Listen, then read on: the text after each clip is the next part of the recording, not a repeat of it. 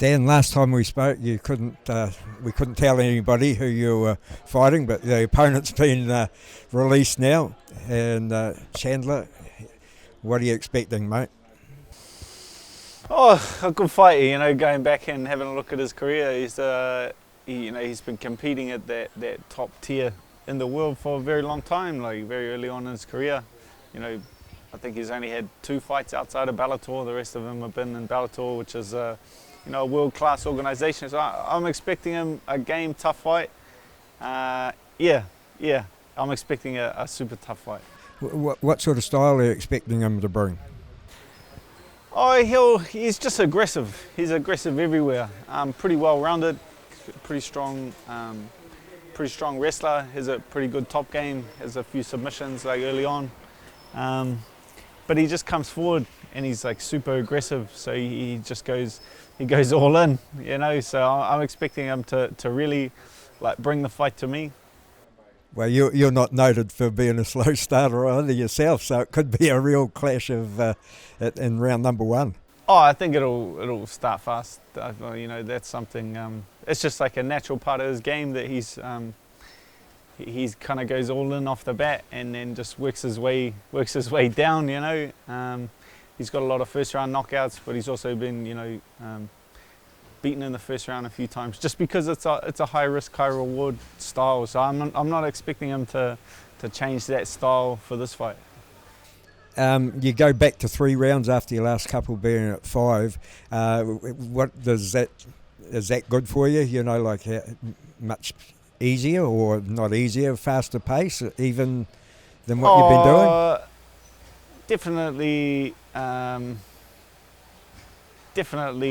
easier. You can push. I can match his pace without much concern about having to play your energy a bit better in a 5-round fight. Extra 10 minutes definitely changes the game. So I'm excited to go back to 15 and be able to match like a high pace fighter and meet that pace and not be too stressed about it. What's the outcome of this one? What happens after this? Because UFC obviously rank him very highly. He was standing on the sidelines at the last title fight.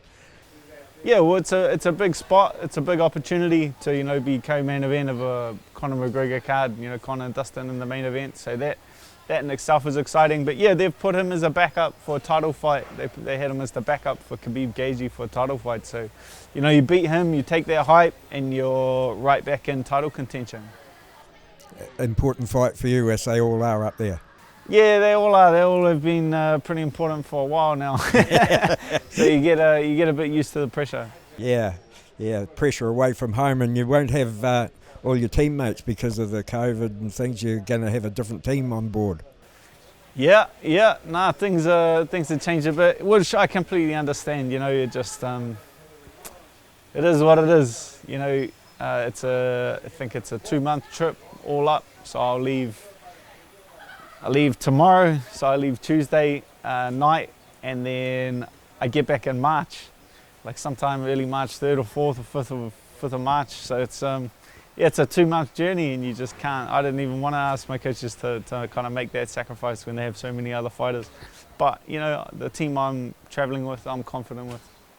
Who are you taking from your own gym? I'm taking my young fella Nate. My young fella Nate Law. So he's a pretty good training partner of mine. He can mix things up pretty well, and he's someone that I used as a drilling partner ever since he come to the gym. So he's good to bring him over. He knows all the drills I do. He knows all the pad work I do. So it's a good body to chuck around for a couple of weeks while I stay fit.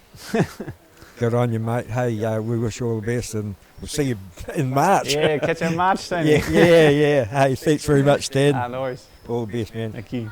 Cheers. Shit, that's a long trip, isn't it? Eh?